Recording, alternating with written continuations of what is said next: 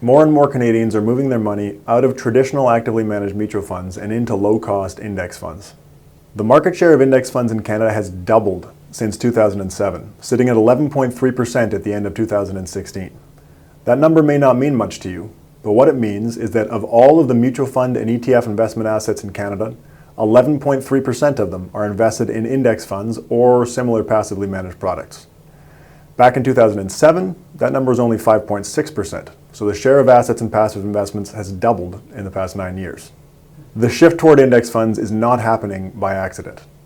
I'm Ben Felix, Associate Portfolio Manager at PWL Capital. In this episode of Common Sense Investing, I'm going to tell you why individual investors and large institutions are tossing their expensive actively managed funds and buying low-cost index funds.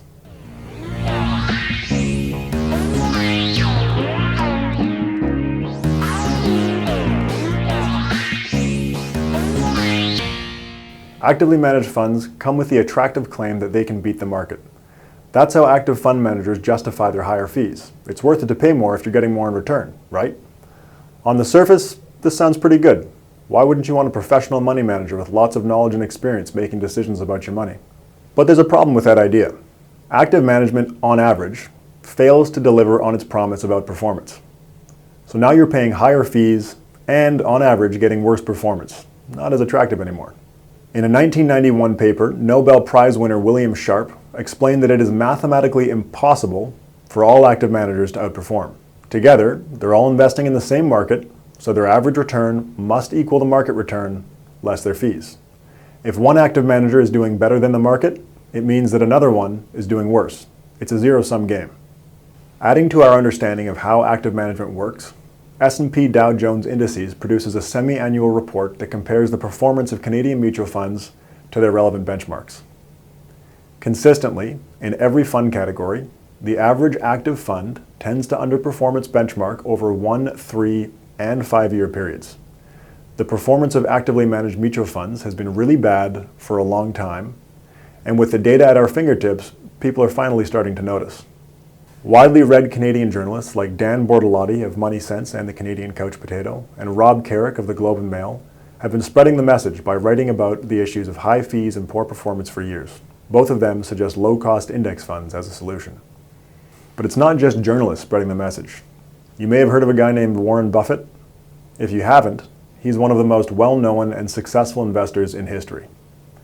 In his annual letter to shareholders, Buffett has a habit of taking shots at the active fund management industry. In his most recent letter, he wrote, "When trillions of dollars are managed by Wall Streeters charging high fees, it will usually be the managers who reap outsized profits, not the clients. Both large and small investors should stick with low-cost index funds." Buffett has also put his money where his mouth is. In 2008, he made a $1 million bet that an S&P 500 index fund would beat a professionally selected group of hedge funds over 10 years. With 1 year left in that bet, Buffett is winning by a huge margin.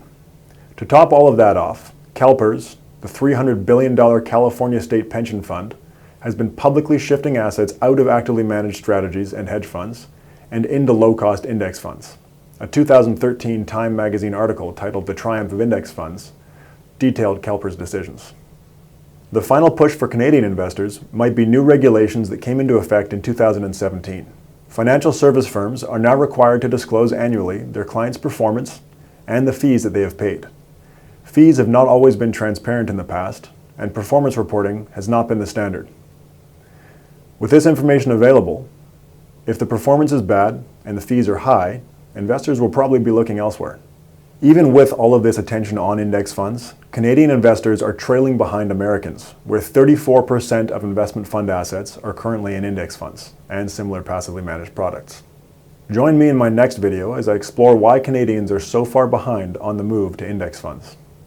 My name is Ben Felix of PWL Capital, and this is Common Sense Investing. I'll be talking about this and many other common sense investing topics in this series.